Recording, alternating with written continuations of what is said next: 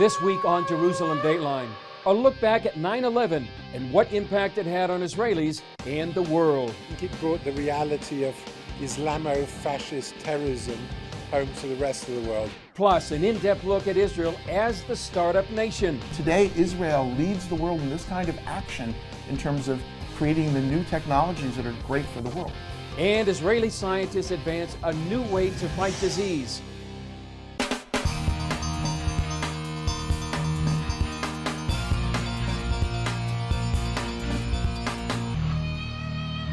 Hello and welcome to this edition of Jerusalem Dateline. I'm Chris Mitchell.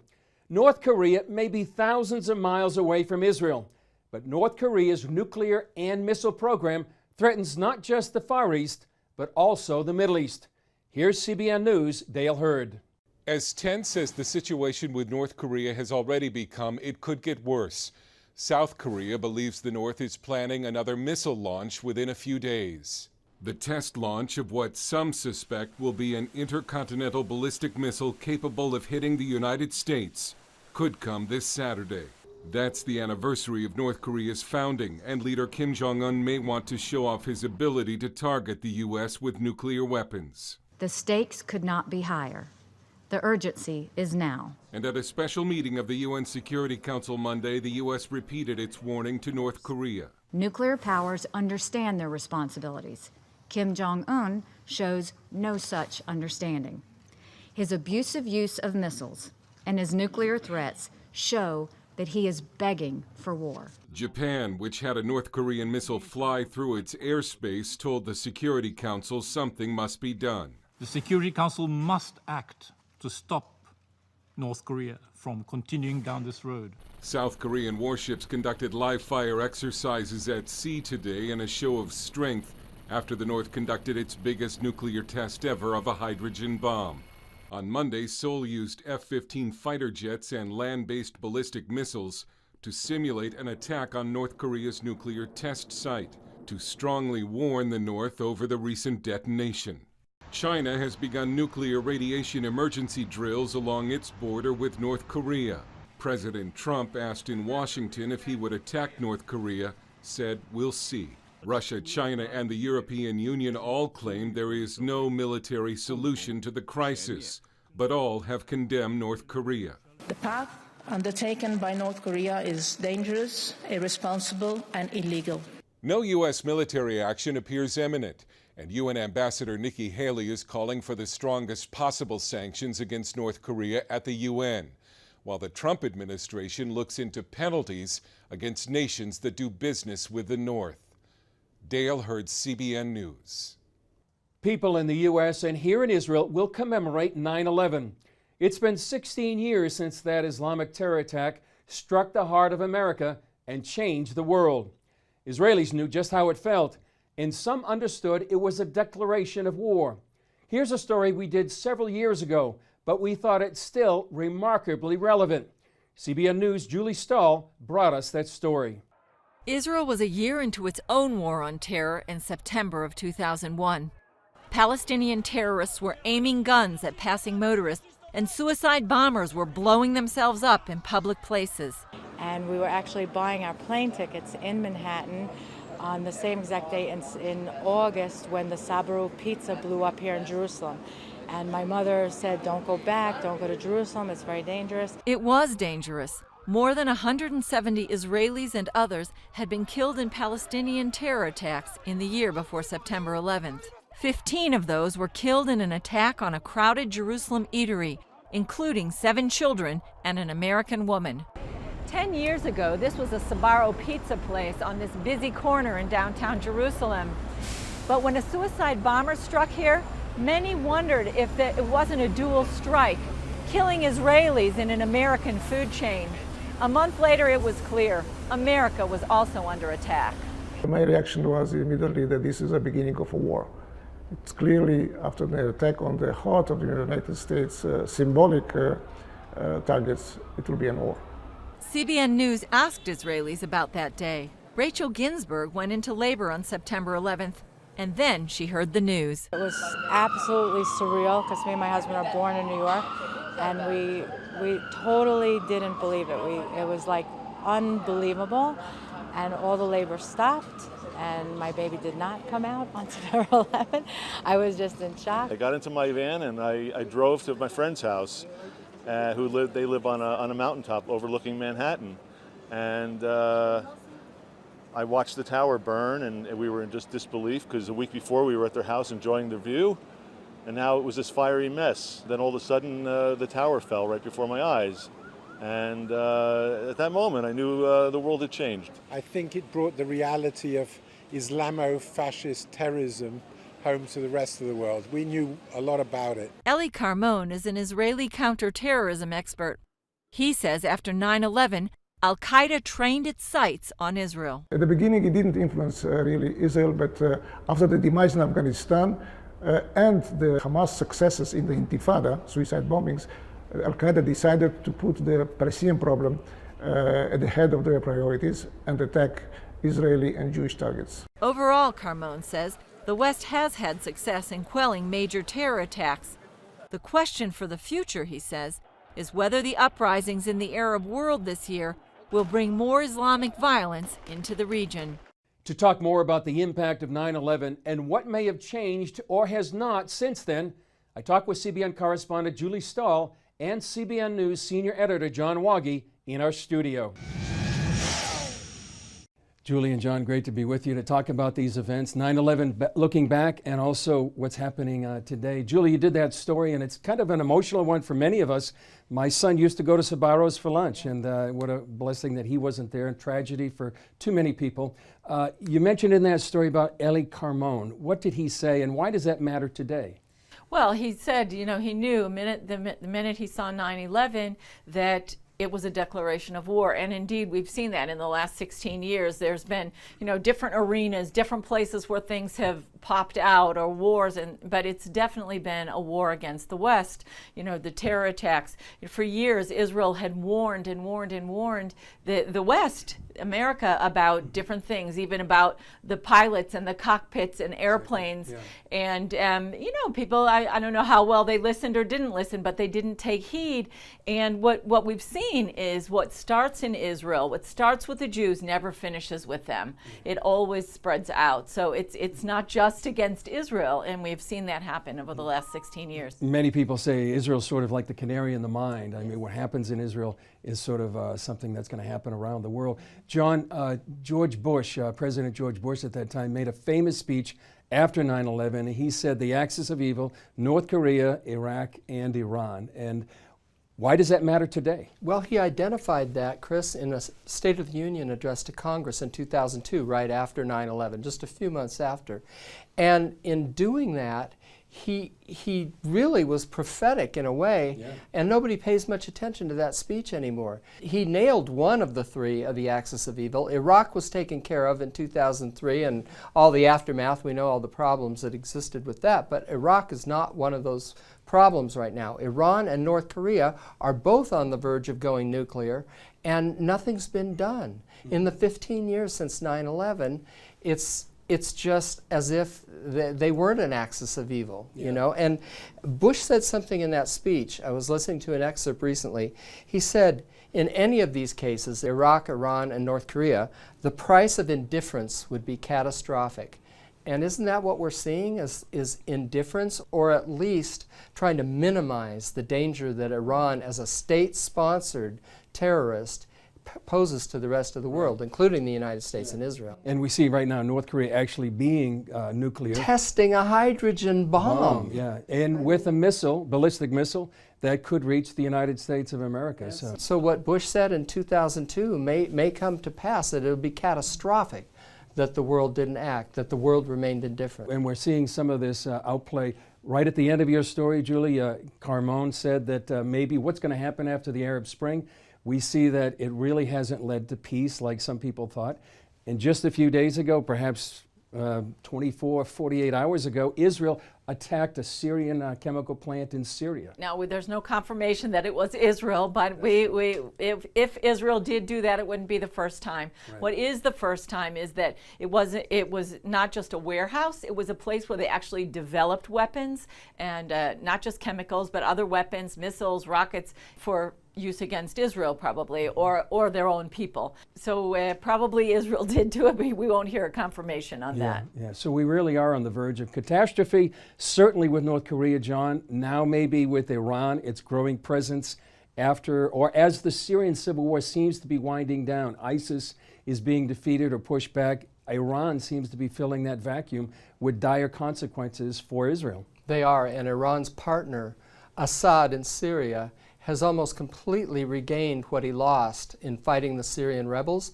And now we're talking about, on Israel's doorstep, an Iranian military base, an agreement between the United States and Russia that says that a ceasefire in Syria could allow that to happen. And so you put all these things together, and red line after red line after red line is being crossed.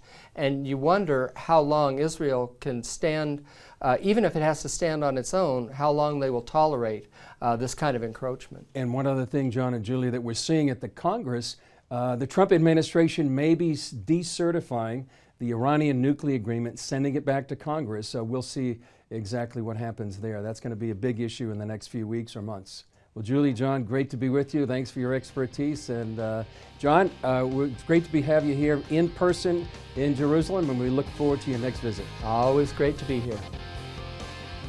Coming up, an in-depth look at how Israel is known as the startup nation.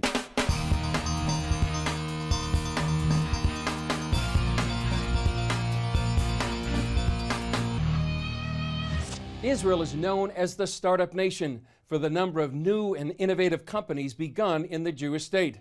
And according to a new report, Tel Aviv is becoming the startup city as a research and development hub for such corporate giants as Visa, Amazon, and Barclays. One Israeli at the center of this economic boom is Jonathan Medved, the founder of Our Crowd. We talk with Medved at his Jerusalem headquarters. Jonathan, thanks for joining us on CBN News. Appreciate it. It's great to be here, Chris. For those that don't know, what is Our Crowd? So Our Crowd is the world's largest equity crowdfunding platform. What that means is that potential investors can now go to a website or a mobile app and actually discover and find investment opportunities in private companies. The average investor says, wait a minute, I want to get into one of these startups early. So at Our Crowd, we find these investment opportunities, mostly here in Israel, but increasingly around the world. And then we negotiate terms with the company. We join with other venture capital funds who are backing these startups. And then we invite the members of the crowd to join with the general partner of Our Crowd and to fund these companies. So is this opening up Israel to a whole new... Absolutely. I mean, right now, the majority of our funding is actually coming from Asia.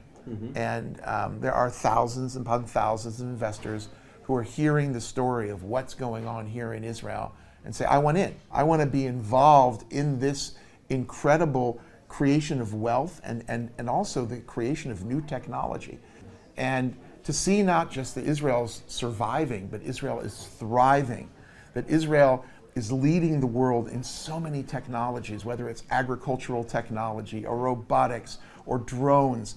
This is a revelation. Everyone knows the story that the Red Sea split, but what many people realize is there was a gentleman named Nachshon ben Aminadav who was of the tribe of Judah. He was the Nasi of the tribe of Judah. And what we're taught is that Nachshon actually walked into the water before it split up to his neck.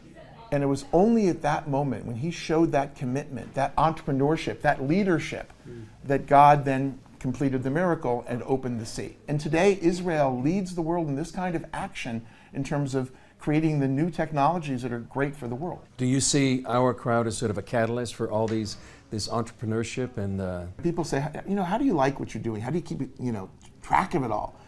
And I respond that I've got the dream job, the best job in the world. What do I do for a living? I sit around and I listen to people tell me their dreams. And then I have the ability to hopefully help them make it come true. I can't make it come true, but I can go then and raise money through the Our Crowd platform, hand them a check, which in many cases is millions of dollars, so they can start to develop the product. So we celebrate that entrepreneurial spirit of those Nachshon ben Aminadavs who walk into the water. And believe me, as someone who's built several companies in my career, and most recently Our Crowd, it is a little bit scary. Would you say this is perhaps a fulfillment of the promise too? We're talking about in the book of Exodus, but in the book of Deuteronomy it says that the Lord gives you the power to get wealth. Would you say that's perhaps a fulfillment Absolutely. as well? Look, in our tradition in Judaism, we have no celebration of poverty. Okay, poverty exists. You're taught to mitigate it. You're supposed to give tzedakah, to give charity. You're obligated to tithe. But business people are partners with God. Business people are creating wealth. They're creating jobs. They're helping move technology forward. And we have to celebrate that part of business. Business needs to be compassionate, care. For example, our companies here, when they join our crowd, they join a venture philanthropy fund called Tumura, which means to give back.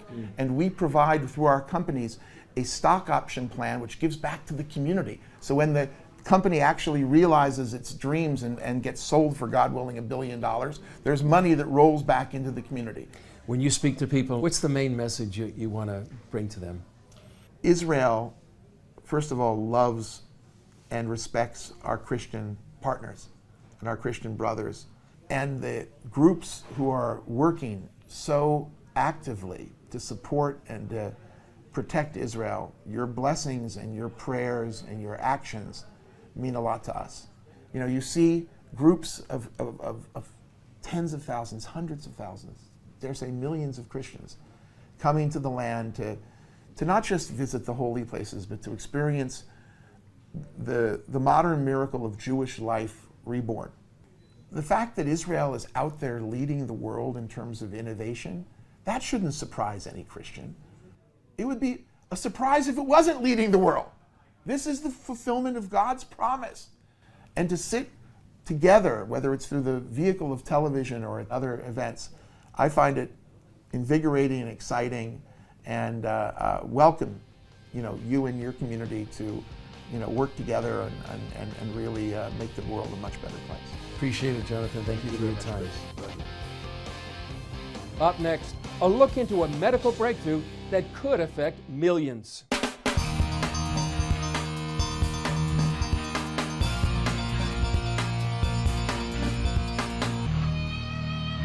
An Israeli innovation in the medical field could revolutionize stem cell research.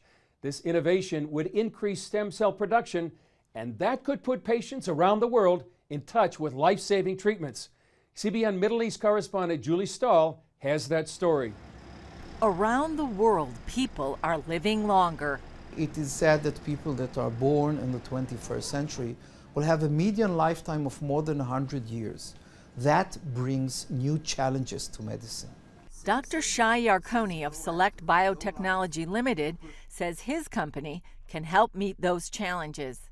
So the 21st century medicine is called regenerative medicine.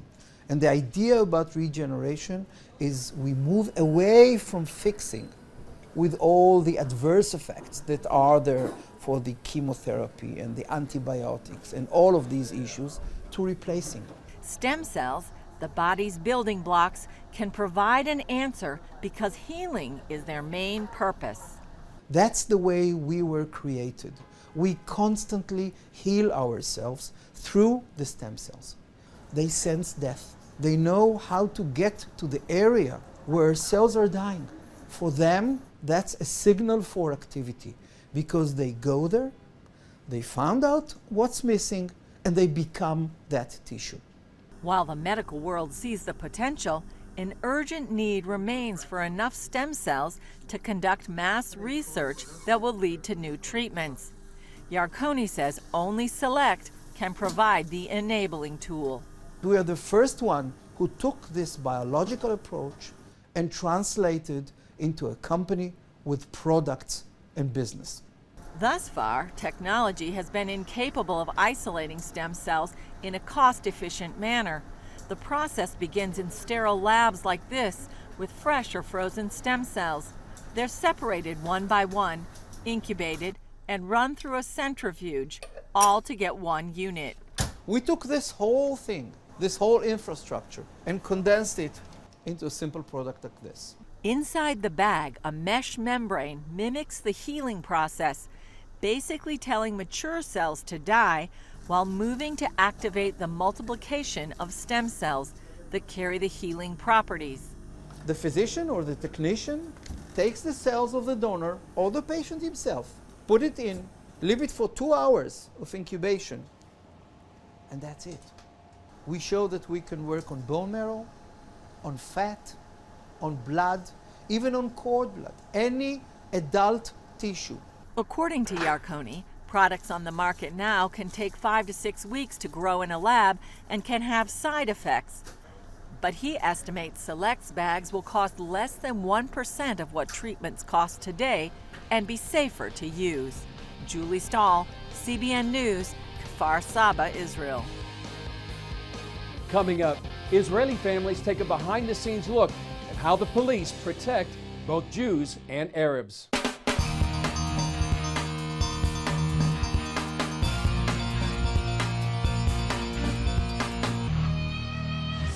Like children in many parts of the world, Israeli children are back at school. But before they returned, the Israeli police held an exhibition showing how they protect the public.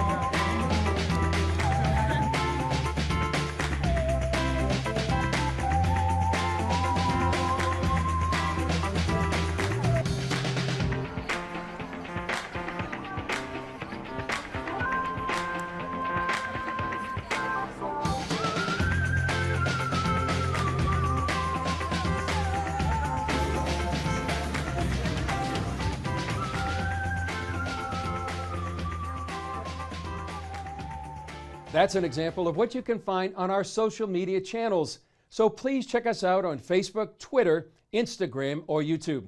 That's all for this edition. Thanks for joining us. And we'd like to give a shout out for those watching us on Sun Broadcasting in Arizona, one of the many networks carrying Jerusalem Dateline around the world. I'm Chris Mitchell. We look forward to seeing you next time on Jerusalem Dateline.